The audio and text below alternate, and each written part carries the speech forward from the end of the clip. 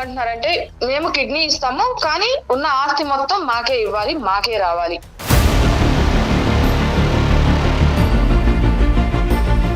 కాదక్క, ఇప్పుడు మీరే మొత్తం కావాలి అంటే మరి మాకు ఇక్కడ ఇద్దరు ఆడపిల్లలు ఉన్నారు కదా, చిన్నపిల్లలు. బావగారి ప్రాణాలు పణంగా పెట్టి కిడ్నీ ఇస్తుంటే మళ్ళీ ఇప్పుడు ఆలోచించమనడం ఏంటిది, నాకు అర్థం కావడం లేదు.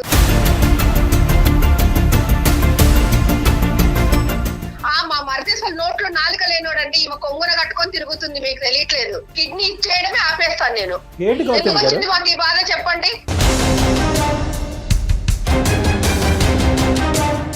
ఈ రోజు అతను కిడ్నీ మ్యాచ్ అయ్యేటట్టు అయితే కనుక అతనే ముందుకు వచ్చి ఉండేవాడు. అందుకే కదా సార్, మా వారి మ్యాచ్ కాబట్టే కదా మాకు ఈ కర్మ. మరి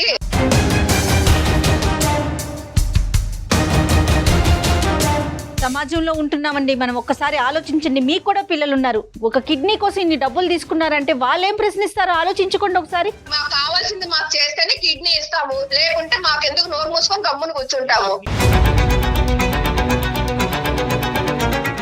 8 కోట్ల ఆస్తి వచ్చేటప్పుడు కిడ్నీ ఇస్తారు, అదే ఆస్తి రాకపోతే కిడ్నీ ఎవరు? ఇదేనా మీ బాధ్యత? అందరికీ తెలుసు, జనాలకు బాధ్యత తెలుసు అమ్మా, నీకు తెలియకనే ఇదైపోతున్నావు. దానం చేయటం అనేటటువంటి దయచేసి వ్యాపార దృక్పథంతో చూడకండి. అంత పుణ్యాలు చేసి మా ఆయన ఆరోగ్యాన్ని తృణప్రాయంలో పణంగా పెట్టేసి మేము అంత పుణ్యకార్యాలు చేసేసుకునేంత తాహత మాకు లేదు సార్.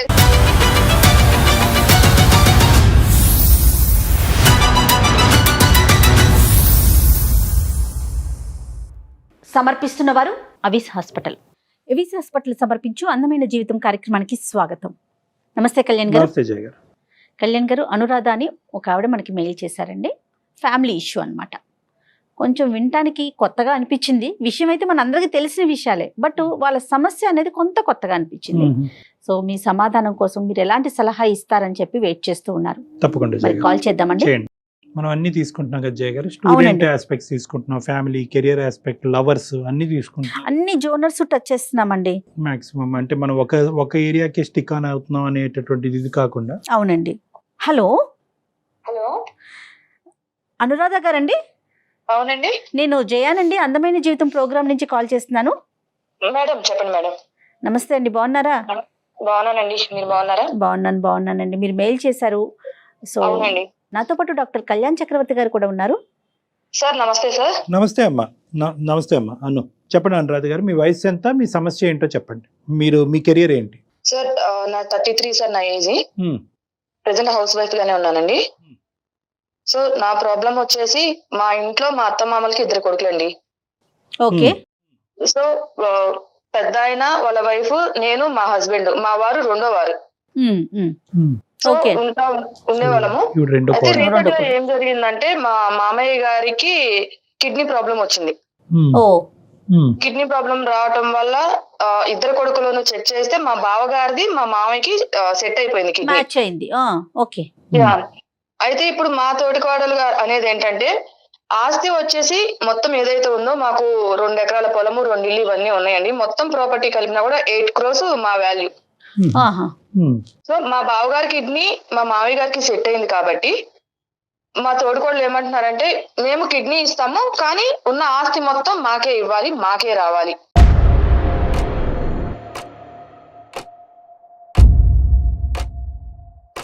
అని ప్రపోజల్ పెట్టారు. అంటే మీ బావగారి ప్రపోజలా, మీ తోటికోడల ప్రపోజల్ అమ్మా? మా తోడుకోడల ప్రపోజల్. అంత జాయింట్ అంటే ఏం చేస్తుంటారండి అసలు ఫ్యామిలీ మొత్తం? అంటే మగవాళ్ళంతా ఏం చేస్తారు, మీ మామగారు ఏం చేస్తారు? మా మామయ్య గారు వచ్చేసి వ్యవసాయం అవి చేసుకుంటూనే ఇంట్లో ఉంటూ మొత్తం పొలాలు కౌలుకి ఇచ్చేసి అవన్నీ చూసుకుంటూ ఉంటారు ఈయన. సో మా బావగారు మా హస్బెండ్ 2 కూడా జాబ్స్ చేస్తుంటారు. అంటే ఇది ఈ పరిస్థితి రాకముందు మామూలుగా అన్నదమ్ముల మధ్యన కానీ తోటికోళ్ల మధ్యన మీ తోటికోళ్ల మధ్యన రిలేషన్షిప్ ఎలా ఉందమ్మా జనరల్ గా? అంటే ఈ ఆస్పెక్ట్, ఈ సిక్నెస్ రానంత వరకు ఓకే సార్, బానే ఉండేది, ఇబ్బంది అయితే ఉండేది కాదు కానీ బట్ ఏ ఇంట్లో చిన్న చిన్న మనస్పర్ధలు అయితే ఉంటాయి కదా. అంటే జాయింట్ ఫ్యామిలీ అమ్మా, అందరూ కలిసి ఉంటారా? అవునండి. అత్తయ్య మళ్ళీ మీకు పిల్లలు ఉన్నారండి. మాకు 2 పిల్లలు అండ్ మా బావగారి వాళ్ళకి కూడా 2 పిల్లలండి. ఇప్పుడు ఇతను సిక్నెస్ ఎప్పటి నుంచి అమ్మా? ఇతను కిడ్నీ సమస్య ఎప్పటి నుంచి ఉంది? 6 months నుంచి ఉందండి. చూసేదంతా మీరమ్మా? అంటే బేసికలీ సర్వీస్ అంతా మీది? మాది ఏది మందులు అందించడం గానీ, హాస్పిటల్ విజిట్స్ గానీ, డాక్టర్ చెప్పిన సలహాలు ఫాలో అవటం గానీ ఇదంతా ఫాలో మీరు. అవటం కానీ, ఆయన దగ్గరుండి చూసుకోవటం కానీ, ఏదైనా టైం టు టైము ఫుడ్ పెట్టటము, మెడిసిన్స్ ఇవ్వటం కానీ అన్ని మేమే చూసుకునే వాళ్ళం. మరి ఆవిడ ఏం చేస్తున్నారు? ఆవిడ గానీ లేదంటే మీ బావగారు ఏం గానీ? లేదండి, జస్ట్ పైన మా తోడుకోవడం మెంటాలిటీ ఏంటంటే పైన షాప్ చేసేసి మొత్తం బాధ్యత నేనే తీసుకుంటున్నాను, ఈ ఇంటి మొత్తాన్ని నేనే నడిపిస్తున్నాను అన్న వేలో క్రియేట్ చేస్తారు బయట చూసే జనాలకి. అర్థమైంది. కానీ ఇది ఒక ఎత్తు. కానీ అన్నదమ్ములు ఏమనుకుంటా ఉంటారు అంటే, మీ ఇద్దరు తోటికోడలు డిస్కషన్ ఒకటే, ప్రధానంగా బాధ్యత వాళ్ళిద్దరిది కదా, వాళ్ళు ఏమంటా ఉంటారు ఈ ఇష్యూలో? అంటే డొనేషన్ చేయడానికి అతను రెడీ అయినా? మా డొనేషన్ చేయడానికి మా బావగారు రెడీ. మీ మామగారు రెడీ అయినా తీసుకోవటానికి? ఎప్పుడైతే ఇంకా ఆయనకి ప్రాణాల మీదకి వచ్చింది, ఖచ్చితంగా ఇంకొక కొన్ని డేస్ లో ఆపరేషన్ చేయాలి అన్నారు, సైలెంట్ గా ఉన్న మనిషికి వస్తా ఇప్పుడు మళ్ళా వచ్చి ఓకే నేను ఇస్తాను, కానీ మాకు ఆస్తి మొత్తం ఏదైతే ఉందో అదంతా మా పేరు రాయాలని చెప్పేసి అంటున్నారు.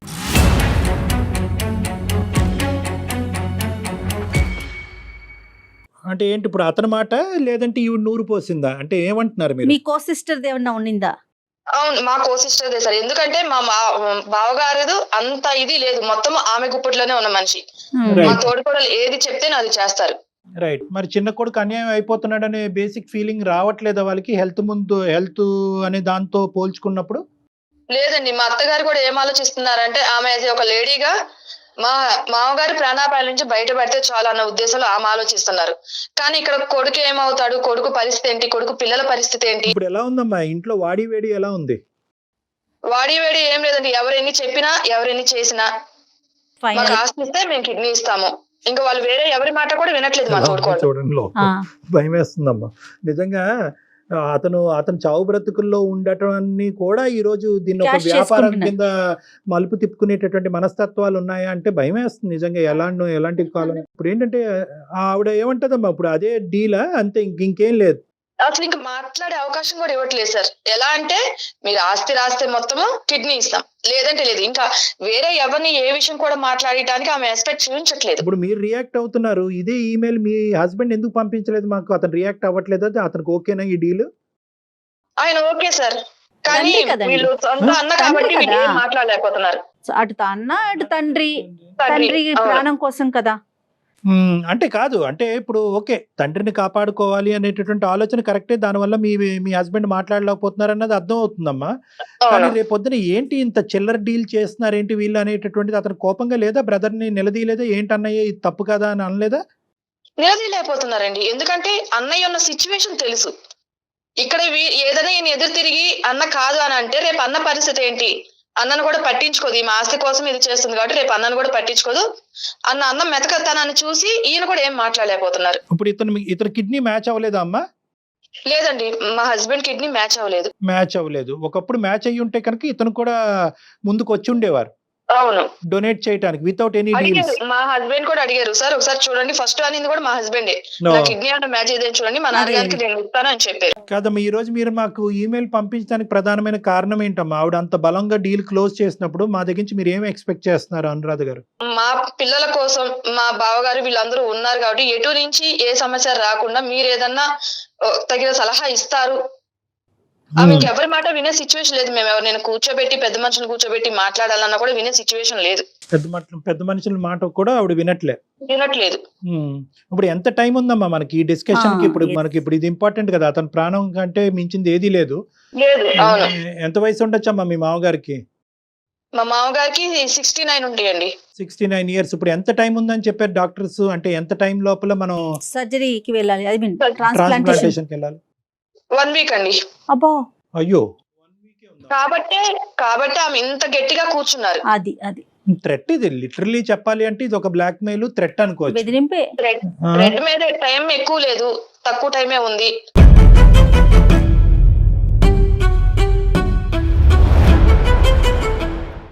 సో మా ఆయన కిడ్నీనే సెట్ అయింది కాబట్టి ఎట్టి పరిస్థితుల్లో వీళ్ళు ఒప్పుకోవాల్సిందన్న ఒక మూర్ఖపు మెంటాలిటీ మీదే తను నిలబడి ఉన్నారు. బట్ వర్స్ట్ కమ్ సినారియోలో ఏంటంటే పెద్ద ఆయన ప్రాణాలే కాపాడాలి, ఒక 1 week ఉంది అనేటటువంటి ఆలోచనతో తర్వాత చూద్దాం అనే ఉద్దేశంతో మీరు ఆస్తిని వదులుకోవడానికి రెడీగానే ఉన్నారా? సో ఇక్కడ 2 ఉన్నాయి సార్. ఒక పక్క మామయ్య గారి పెద్ద మనిషి, ఆయన ప్రాణం. రెండో పక్క 2 ఆడపిల్లలు, చిన్న పిల్లలు. ఎవరు? మీకు? నాకు అది వాళ్ళ భవిష్యత్తు అనేది ఇక్కడ నిర్ణయిస్తున్నట్టుగా అవుతుంది, అంతే కదమ్మా? అవును అవును రైట్ రైట్. సో ఆ రెండిట్ల మధ్యన చిక్కుకుపోయారు మీరు ఇప్పుడు. అవును. కానీ మా వారిలో ఏదైనా గవర్నమెంట్ జాబ్ అయితే మనకి ఫ్యూచర్ హోప్స్ అనేది ఉండేది సార్. ఈయన చిన్న ప్రైవేట్ జాబ్, ఈయనకి వచ్చే జీతంతో ఇద్దరు ఆడపిల్లల్ని చదివించి. బావగారండి ఇప్పుడు ఒకటేంటంటేనమ్మా, ఇది నేను ఒక డాక్టర్, లీగల్ ఇష్యూస్ మాట్లాడకూడదు, కానీ ఎన్ని ఒప్పందాలు జరిగినా కూడా పెద్దవాళ్ళ మధ్యన అతని కిడ్నీ గురించి ఇవ్వచ్చు, హార్ట్ గురించి ఇవ్వచ్చు, కానీ ఏంటంటే at the end of the day ఇద్దరు కొడుకులకి ఈక్వల్ రైట్స్ ఉంటాయి. అవునండి. ఆ విధంగా ఇప్పుడు ఏంటంటే ఆ యాంగిల్లో మనం వెళ్ళకూడదు అనేటటువంటి ఉద్దేశంతో, సానుకూలంగా సెటిల్ చేయాలనే ఉద్దేశంతో ఈ రోజు ఇలా మాట్లాడుకుంటాం. నిజంగా ఇది దాని వరకు వస్తే కనుక ఇద్దరికి సమాన హక్కులు ఉంటాయి. సమాన హక్కులు ఉంటాయి. ఈవెన్ లీగల్ గా కూడా వెళ్ళొచ్చండి అంత టైం ఉన్నట్లయితే.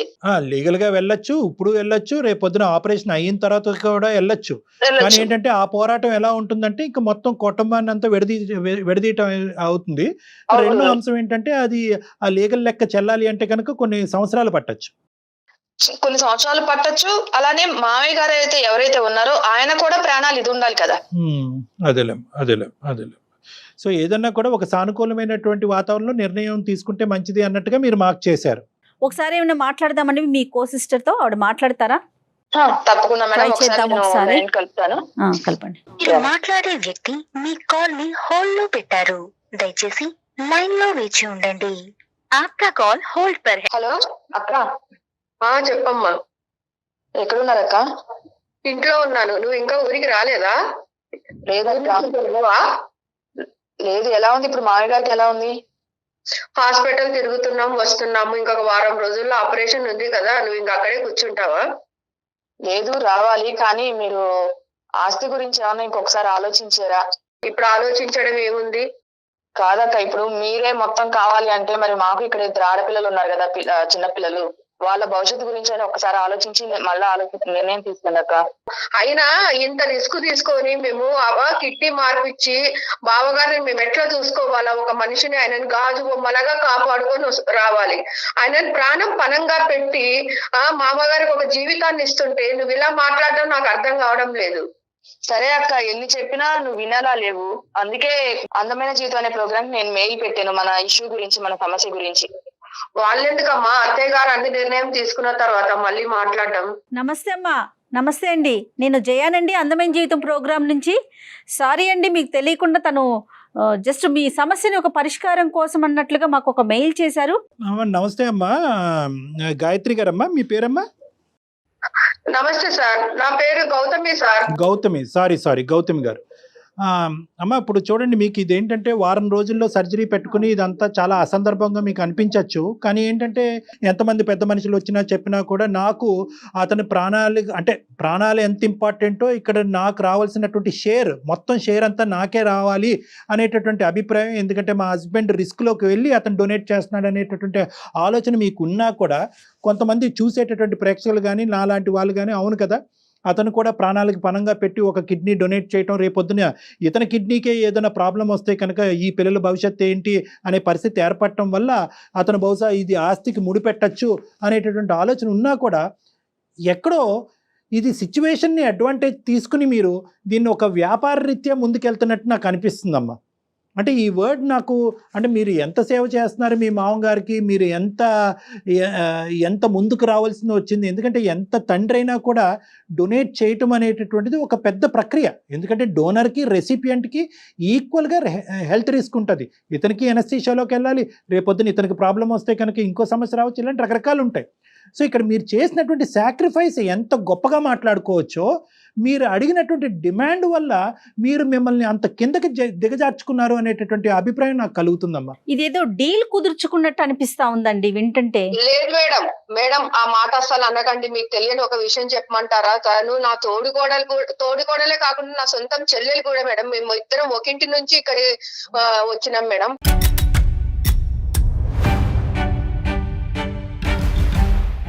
ఓన్ సిస్టర్స్ అండి మీ ఇద్దరు? అవునండి. మరి అనురాధ దగ్గర అసలు ఆ మాట అనలేదు మీరు? నేను అనకపోవడానికి ఇక్కడ ఒక రీజన్ ఉంది మేడం. తిను ఏదైతే ఆస్తి కోసం పోరాడుతుందో అంతకుముందు మా పుట్టింటి వాళ్ళతో కూడా మాకు రావాల్సిన డబ్బులు ఏదైతే ఉన్నాయో అవి కూడాను నేను పెద్ద కూతురుగా నేను బాధ్యత తీసుకున్నప్పుడు నువ్వు అన్ని కూడా తనకే ఇస్తారు, తనకే చేస్తారని ఈవెన్ మా తల్లిదండ్రుల మీద కూడా గొడవ పెట్టుకొని వచ్చిందండి.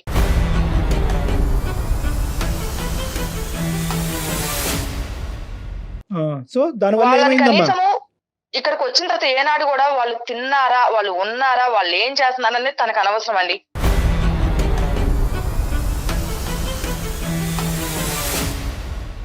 సార్ ఎనస్థీషియా ఇచ్చిన తర్వాత ఆయన ఒక పేషెంట్ లాగా అయిపోతాడు. ఇంకా ఎవరు సార్ మాకు చేసేవాళ్ళు? ఆయన ఒక కిడ్నీ ఇచ్చిన తర్వాత ఎంత ఆరోగ్య సమస్యలు. అమ్మా నిజ జీవితంలో ఏంటంటే పేషెంట్ అయ్యేదానికి అంటే ఎనస్థీషియా ఇవ్వటం వల్ల ఒక రిస్క్ తీసుకుంటారని మనం మాట అంటున్నామే గానీ రిస్క్ ఫ్యాక్టర్ అసలు ఎంత వరకు ఉంటుంది డాక్టర్ గారు? Medical risk factor 30% ఉండొచ్చమ్మా. ఎందుకంటే డోనర్ కి ఎందుకంటే కనుక ఒకటి ఎనస్థీషియా అనేటటువంటి అంశం, రెండోది ఏంటంటే ఒక మేజర్ సర్జరీ అనేటటువంటి అంశం, మూడోది ఏంటంటే కనుక తండ్రికి కిడ్నీ డిసీజ్ ఉంది కాబట్టి కొడుకు కూడా కిడ్నీస్ ఇన్ఫెక్షన్ రావచ్చు అనేటటువంటి మూడో అంశం. నాలుగో అంశం ఏంటంటే 2 కిడ్నీలు ఉండేటటువంటి వ్యక్తి ఒక కిడ్నీ పోయినా సర్వైవ్ అవ్వచ్చేమో కానీ ఇప్పుడు పెద్ద ఆయన ఒక కిడ్నీ డొనేట్ చేస్తే కనుక ఇతను సింగిల్ కిడ్నీతో పోరాడాలి. సో ఇటువంటి రిస్క్ అయితే మాత్రం ఒక 30% ఉంది అని మనం చెప్పుకోవచ్చు. కానీ దాన్ని డొనేట్ చేయటం వల్ల ఆ రోజు నుంచే డొనేట్ చేసిన రోజు నుంచి ఇతను పేషెంట్ అయిపోతాడు కాబట్టి బెడ్ రిడెన్ అయిపోతాడు అంటానికి లేదు. అతనికి కంపెన్సేషన్ గా మొత్తం ఆస్తి అంతా నాకే ఇచ్చేయాలి అనేటటువంటిది అది దుశ్చర్య, అది కరెక్ట్ కాదు. అది నేను ఆవిడకి అర్థమయ్యేటటువంటి విధంగా చెప్తున్నాను. ఇక్కడ రిస్క్ ఉంది అనేటటువంటి అంశం మనం ఈ రోజు పరిగణలోకి తీసుకున్న గౌతమి గారు, ఇక్కడ ఏంటంటే రిస్క్ ఉంది కాబట్టి ఆ రిస్క్ కంపెన్సేషన్ గా ముందే మాకు కంపెన్సేషన్ ఇవ్వాలి కాబట్టి అని చెప్పి 30% ఉన్నటువంటి రిస్క్ కి ఈ 8 crores కి ముడిపెట్టేసి ఇదంతా ముందే తీసేసుకుందాం అనేది స్వార్థం కాదు సార్. ఒక మాట 30% రిస్క్ ఉందని చెప్పినప్పుడు మరి అంత రిస్క్ తీసుకొని ఈమె పిల్లల్ని చూసి ఇవన్నీ చేసిన తర్వాత మేము ఇంత చేయాల్సిన అవసరం ఏముందండి? మా కిడ్నీ ఏమో పుణ్యానికి మా ఆయన కిడ్నీ దొబ్బేస్తారు.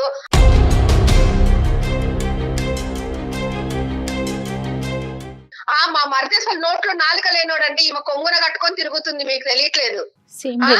ఎందుకు వచ్చిన కర్మ అండి ఇదంతా? ఎందుకు వచ్చిన బాధ? ఉన్న వాళ్ళు ఉంటారు, లేని వాళ్ళు లేకుండా పోతారు, అంతే. కిడ్నీ ఇచ్చేయడమే ఆపేస్తాను నేను.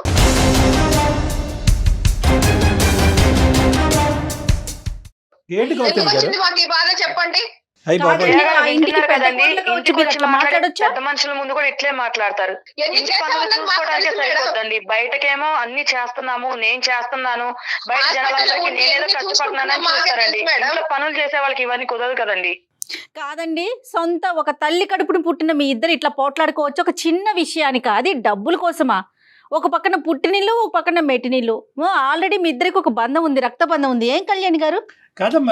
బయట నుంచి వచ్చిన పిల్లలు కూడా కాదు. అసలు నాకేం మాట్లాడాలో కూడా అర్థం కావట్లేదు. ఉందనే జయ మేడం, నేను ఇన్నాళ్ళు అక్క కదా, నాకు తోబుట్టు కదా, ఇప్పుడు కాకపోయినా రేపైనా అర్థం చేసుకుంటుందిలే. కనీసం నా పిల్లలంటే అక్క అంటే ఆమెకి పిల్లలే కదా. అంతే కదా. నువ్వే అర్థం కావడం లేదు అన్ని విధాలుగా. ఇప్పుడు సరే అయిన తర్వాత అంత రామాయణం చేస్తున్నారు నువ్వే కదా ఇప్పుడు. ఇప్పుడు ఒకటమ్మా, ఇక్కడ బేసికలీ నాకు ఒక్కటి అర్థం కావట్లేదు, అసలు నోట్లో మాటలు కూడా రావట్లేదు. నాకేంటంటే ఎవరైనా ఒక బయట వ్యక్తికైనా ఒక కిడ్నీ ఇస్తామని చెప్పి ప్రామిస్ చేసిన తర్వాత వెనకడిగేయటానికి కూడా మనసు ఒప్పదు. ఎందుకంటే అది మానవతా దృక్పథం.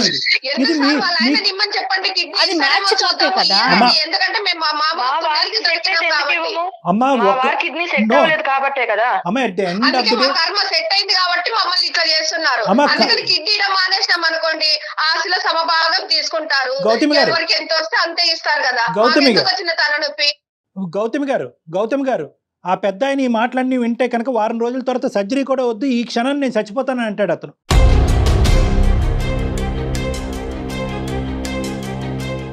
దయచేసి ఈ మాటలు ఇప్పటికైనా ఆపండి, కొద్ది కనువిప్పు రానివ్వండి, ఒక ఆలోచనతో మాట్లాడండి, ఒక మానవత్వం మాట్లాడండి ప్లీజ్.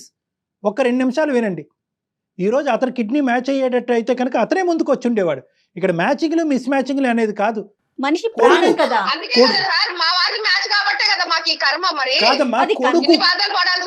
అమ్మ కర్మ అనేటటువంటి మాట అంటూ మీరు దయచేసి ఆ కిడ్నీ ఇవ్వాల్సినటువంటి అవసరం కూడా లేదమ్మా. ఇది దరిద్రం ఇది. ఎందుకంటే కనుక ఆ కర్మ అనుకునేటటువంటి ఆలోచనతో మీరు మీ ఆయన ముందుకొచ్చి కిడ్నీ ఇచ్చినా కూడా మ్యాచ్ అయినటువంటి కిడ్నీ మిస్ మ్యాచ్ అవుతుందేమో. అది బాధ్యత కాదా మీకు? ఎందుకంటే ఇవ్వటం అనేటటువంటిది కేవలం శారీరకమైనటువంటి మ్యాచింగ్ ఒకటే కాదమ్మా, సైకలాజికల్ మ్యాచింగ్ అనేది కూడా ఇవ్వాలి, ఉండాలి. అక్కడ ఇచ్చేటటువంటి వాళ్ళు అమ్మ ఇచ్చేటటువంటి వాళ్ళు బాధ్యత అంటే ఏంటక్క? 8 కోట్ల ఆస్తి వచ్చేటప్పుడు కిడ్నీ ఇస్తారు, అదే ఆస్తి రాకపోతే కిడ్నీ ఇవ్వరు. ఇదేనా మీ బాధ్యత? మీ బాధ్యత అనేది ఇక్కడ కనిపించట్లేదా జనాలకి?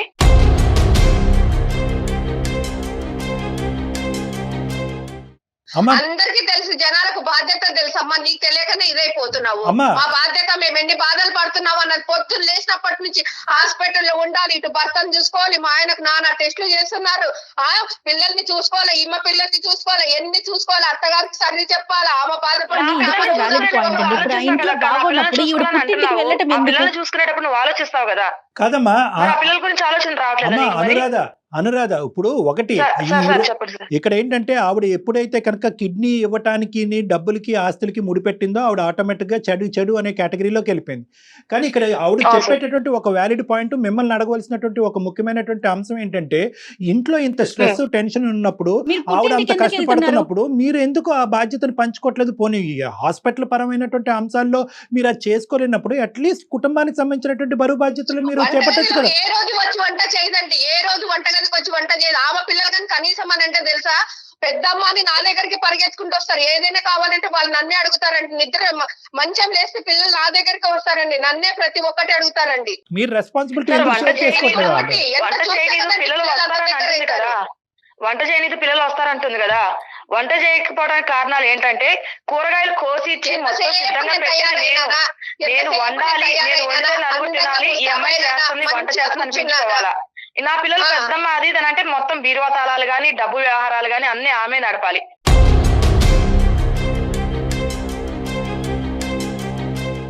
పిల్లలు ఆమె దగ్గరికి వెళ్ళి పెద్దమ్మ ఇది కావాలి అది కావాలని పిల్లలు ఆమె అడగకుండా నన్ను అడుగుతారండి. వంటగదిలో కూడా అంతే, కూరగాయలు గాని వంటగదిని శుభ్రం చేసి గాని కూరగాయలు కట్ చేయడం గాని మొత్తం నేను చేసిస్తే చివరిలో వచ్చి తాలింపు వేసి వంటగదిలో నేనే కష్టపడిపోయాను అనేది మా అత్త మామల ముందు బిల్డప్ ఇవ్వాలండి.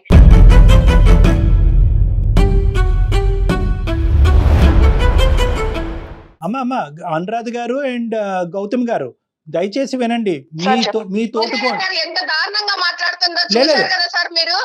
ఇంత దారుణంగా మాట్లాడడం ఎక్కడైనా చూసారా? ఎవరు తక్కువ తెలియలేదు, ఎవరు తక్కువ తెలియలేదు. అనురాధ గారు గౌతమ్ గారు పెద్ద కోళ్ళు చిన్న కోళ్ళు అక్క చెల్లెలు ఇంతకంటే దరిద్రమైన ఇంకెక్కడ మేము చూడలేదమ్మా. సార్ ఈమెకన్నా ముందు నుంచి నేను చేస్తున్నానంటే ఇవన్నీ నేను ఒక గాడిన పెట్టుకొని వస్తే కదా సార్ అవుతున్నాయి పనులన్నీ. చెప్పండి అమ్మా, మీరు చెయ్యండి ఏమన్నా అవుతాయా చెప్పండి. మీరు అక్క చెల్లెలు అవుతేనే ఈ స్థాయిలో కొట్టుకుంటున్నారు.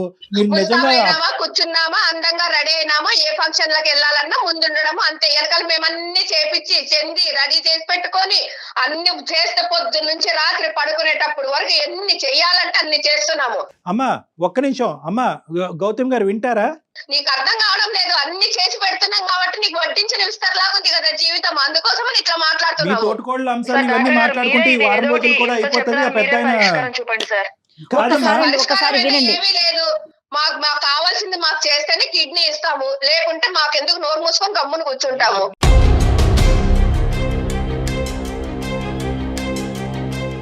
నీ కిడ్నీ ఇవ్వాల్సిన పరిస్థితి వస్తే ఇంకెంత రెచ్చిపోయేదాను. అతని కిడ్నీ కాబట్టి సరిపోయింది.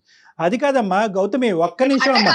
నేను వేరు మా వారు వేరే అవుతారా సార్? అలా కాదమ్మా, ఆయన తండ్రి కాదమ్మా, తండ్రి కాదా, బాధ్యత లేదా అతనికి? అవునండి, మా వారికి ఒకటే తండ్రి కాదు కదా, వారు ఈమె కూడా మామగారు కదా, వాళ్ళ హస్బెండ్ కిడ్నీ అది మ్యాచ్ కావట్లేదు కదా. కుక్కిన పెయిన్ లాగా కూర్చొని చేయకుండా చడి చప్పుడు లేకుండా చెప్పేసి మా పెత్తనాలు జలాయిస్తుంది ఇప్పుడు. కాదమ్మా,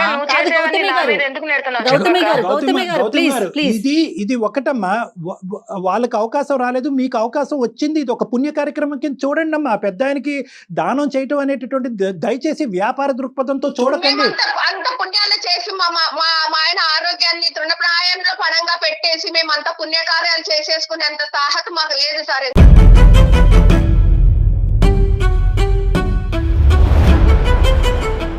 డబ్బులు ఇస్తే కనుక ప్రాణాలు పణంగా పెట్టేస్తారు, అంతే కదా మీరు చెప్పేది? 8 కోట్లు మొత్తం ఆస్తి అంతా కూడా మీరు మింగేస్తే కనుక ఒక మనిషిని కాపాడుతున్నారు కదండి. ఎవరు కాపాడుతున్నారమ్మా? తన తండ్రి ప్రాణాన్ని కాపాడేటటువంటి ఒక పుణ్యం ఆ అబ్బాయికి దక్కుతుంది అనేటటువంటి ఉద్దేశంతో కాపాడండి. కాపాడుతున్నాడు కాబట్టి మొత్తం ఆస్తి అంతా. ఇంకా అంతకు మించి గౌరవం మాకు ఇవ్వాలా? ఇంకా మమ్మల్ని అదేమంటారు చూసారు, మమ్మల్ని నెత్తిన పెట్టుకొని పూజించుకోవాలా వాళ్ళు? అమ్మ ఖచ్చితంగా జరుగుతుందమ్మా, ఖచ్చితంగా జరుగుతుందమ్మా. నెత్తిన పెట్టుకుని పూజించడం అనేది జరుగుతుందా, ఏం జరుగుతుందా అన్న తర్వాత చూద్దాం. కానీ ఈ రోజు ఎప్పుడైతే కనుక మీరు కిడ్నీ ఇస్తున్నాం కాబట్టి మొత్తం ఆస్తి అంతా మాకివ్వండి అనేటటువంటి మాట పొక్కి రేపొద్దున బయటకు వెళ్తుందో మీకు ఉన్న పరువు కూడా పోతుందమ్మా. మీ పిల్లలు కూడా రేపొద్దున మిమ్మల్ని గౌరవించరు. ఏంటమ్మా మీరేనా వ్యాపారం చేశారు తాతయ్య కిడ్నీతో అనేటటువంటి మాట మీరు మీ పిల్లల్ని అడిగేటటువంటి జీవితాంతం పరిస్థితి వస్తే కనుక భరించాలండి. భరించలేరమ్మా. డబ్బులు ఈ రోజు కాకపోతే రేపు వస్తాయమ్మా, ఆస్తులు ఈ రోజు కాకపోతే రేపు వస్తాయమ్మా. విలువల గురించి మనం ఇక్కడ పోరాడేది, విలువల గురించి ఈ విలువల గురించి పోరాడేటటువంటి క్రమంలో మీరు ఇక్కడ పంచాయతీలు పెట్టుకుని నువ్వు చేసింది ఏమీ లేదు, అంతా నేనే చేస్తున్నాను, అన్ని కార్యక్రమాలు నేనే చేస్తాను కాబట్టి మొత్తం నాకే ఇచ్చేయాలి అనేటటువంటిది ఎంతవరకు సబబు అమ్మా, ఎంతవరకు న్యాయం?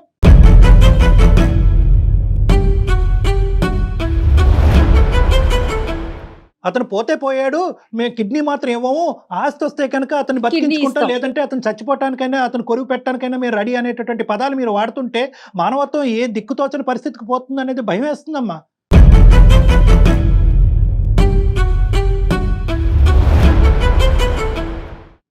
మీ ఇంట్లో మగాళ్ళు ఉన్నారా, కొడుకులు ఉన్నారా, మీ ఆడవాళ్ళు నోరులు మూయించరా, మీ నోర్లు మూయించరా, వాళ్ళకి వ్యక్తిత్వం లేదా?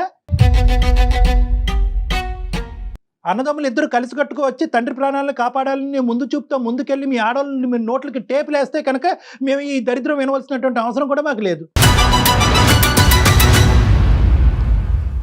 మీకు అసలు ఏమన్నా బుర్రలు పనిచేస్తున్నాయమ్మా? మీ ఇద్దరు పంచాయతీలు మేము వింటూ కూర్చుంటే కనుక వారం రోజులు అయిపోతుంది, ఆ పెద్ద ప్రాణాల గాలిలో కూడా కలిసిపోవచ్చు, మాకు తెలీదు. ఒక్కటే చెప్తున్నానమ్మా, ఈ రోజు మీ ఇద్దరు ఎదుర్కొంటూ ఉండే తక్షణ కర్తవ్యం ఒకే ఒక అంశం, ఈ సర్జరీ సాఫీగా ముందుకెళ్ళనివ్వండి. డొనేషన్ అనేటటువంటిది ఒక మానసిక పరమైనటువంటి అంశం. ఇద్దరు డోనర్ అండ్ రెసిపియంట్ అందరూ హ్యాపీగా ఉండాలి. ఒక వేదంతోనో ఒక భయంతోనో ఒక బ్లాక్మెయిల్తోనో ముందుకెళ్ళేటటువంటి అంశం కాదు ఇది, ఎవరికి మంచి జరగదు. చేసేటటువంటి ట్రాన్స్ప్లాంట్ కూడా దిక్కుతోచినటువంటి పరిస్థితికి పోయి రిజెక్షన్ జరగచ్చు ఈ మానసిక ఒత్తిడి ఉంటే కనుక. Matching should be both physiological as well as mental. కాబట్టి దయచేసి మీ ఆడవాళ్ళు ఇద్దరు కూడా కాసేపు నోరు మూసుకుంటే కనుక తర్వాత జరిగేటటువంటి కార్యక్రమం ఏది ఉంటే కనుక ఈ ఆస్తులు ఈ గొడవలు ఈ అంశాలు ఏమన్నా ఉంటే కనుక ఒక సానుకూలమైనటువంటి వాతావరణంలో మనందరం కూర్చుని ఇంకొకసారి ఒక అవకాశం తీసుకుని మాట్లాడుకుందాం. మీ అభిప్రాయానికి నేను ఏకీభవిస్తాను డాక్టర్ గారు. నేను ఆలోచించుకొని చెప్తానండి. ఏం ఆలోచిస్తావు అమ్మా చెప్పు, నాకు తెలియక అడుగుతాను. ఏం ఆలోచిస్తావు తల్లి నువ్వు? ఇవ్వాలా లేదా అన్నది ఆలోచిస్తావు? దయచేసి ఆ మాట అనకమ్మా, భయం వేసేస్తుంది, గుండెల్లో రైలు పరిగెడుతున్నాయి.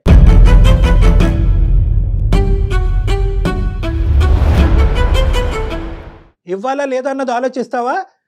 ఏం ఆలోచిద్దాం అనుకుంటున్నారు మీరు? నా దగ్గరికి రావడానికి ఆలోచిస్తారా, లేదంటే వేరే పంచాయతీ పెద్దల సమక్షంలో కూర్చుని మాట్లాడేదానికి ఆలోచిస్తారా, లేదంటే వారం రోజుల్లో కిడ్నీ ఇవ్వాలా లేదా అని ఆలోచిస్తారా? ఫస్ట్ ఇస్తావా లేదా? ఇస్తాం సార్, ఇస్తాం సార్. ఇచ్చిన తర్వాత ఏం చేద్దాం? ఇచ్చిన తర్వాత చెప్పండి సార్.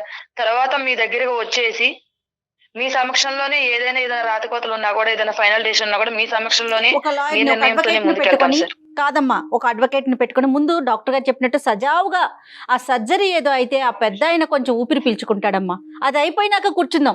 డాక్టర్ గారు మీరు మీ ఫ్యామిలీ తరపున ఎవరైతే వాళ్ళు ఒక అడ్వకేట్ ని కూర్చోబెట్టుకొని మాట్లాడదాం. ఇది ఏంటంటే కళ్యాణ్ గారు కరెక్ట్ మేడం, ఎందుకంటే ఇది దురదృష్టం ఏంటంటేనమ్మా, ఇది ఇప్పుడు పాలు ఇప్పుడు పొంగిని మీ ఇద్దరి మధ్యన అక్కా చెల్లెల మధ్యన ఉండేటటువంటి విరుచుకుపడేటటువంటి ఈ పరిస్థితి దురదృష్టం కొద్దీ అతను కిడ్నీ డొనేషన్ అనేటటువంటి పరిస్థితి వచ్చినప్పుడు ఇది వచ్చింది.